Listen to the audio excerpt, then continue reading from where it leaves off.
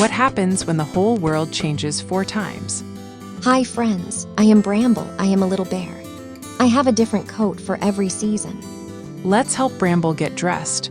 Are you ready? First comes spring. The rain wakes up the flowers.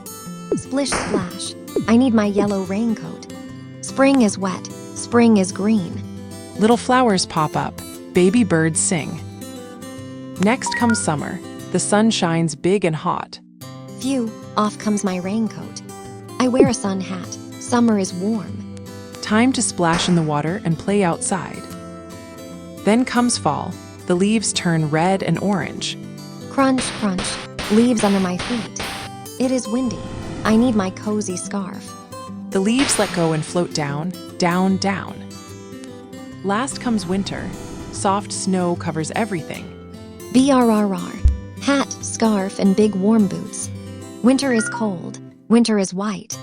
And then spring comes back, around and around. Let's say our big words together. Spring, rainy and green. Summer, sunny and warm. Fall, windy and orange. Winter, snowy and cold. 4 seasons, 4 outfits. You did it. Bye-bye, friends. See you next time.